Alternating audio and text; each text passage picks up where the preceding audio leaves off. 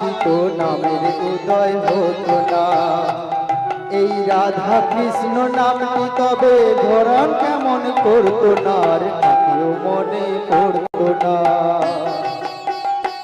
আমার গৌর যদি না আসিত নামের উদয় হতো না। মনকে বোঝাই সে কি বোঝে, গ্রাহক রাজি টাকাই খোঁজে। আমার মনকে বোঝাই সে কি বোঝে, গ্রাহকরা শুধু টাকাই খোঁজে। যদি জানতো এ নাম টাকাই বিকোই, যদি জানতো এ নাম টাকাই বিকোই, তবে ধরা ধামে আনতো না, এই নামের উদয় হতো না। আমার গৌর যদি না আসিত নামের উদয় হতো না।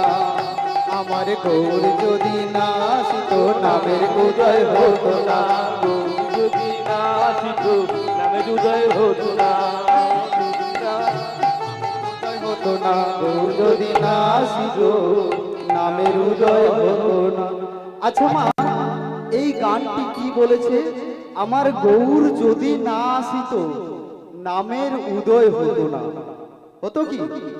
কিন্তু যদি গৌরাঙ্গ মহাপ্রভু জানতো আমার এই নাম নিয়ে 10,000, 15,000, 1,00,000 টাকা করে বিক্রি করে খাবে, তবে কিন্তু এই নাম ধরাধামে আনতোই। আনতো কি? আজকে এই অহংকারটা ওই রঘুনাথের মনের মধ্যেও জমে গিয়েছে। বলছে তুমি যে ভগবানের নাম করো, ওই ভগবানের নাম নিয়ে তো কীর্তনীয়রা তো আজকে 70-80,000, 1,00,000 টাকা করে নেয়। কিন্তু আপনারা বলতে পারেন যে তুমি গ্রাহক বাবু উঠেছো, তুমি কি পয়সা করি নাও না? আমি নেই, আমাদের যেটা পারিশ্রমিক সেটাই নেই। তবে আমরা আপনাদের বলে দেই না, কারণ আমরা জানি একটি আসর তৈরি করতে, একটি হরিনামের মহামিলন মেলা উৎসব তৈরি করতে কতটা কষ্ট হয়, কতটা মনের মধ্যে যন্ত্রণা নিয়ে আজকে দাঁড়ে দাঁড়ে গিয়ে বলো তোমরা মাধুকুরি করো। কিন্তু এই মাধুকুরির কথাটা যদি ওই বড় কীর্তনীয়রা যদি জানতে পারে, তবে ওরা কখনো আর বড় হবে না। ওরা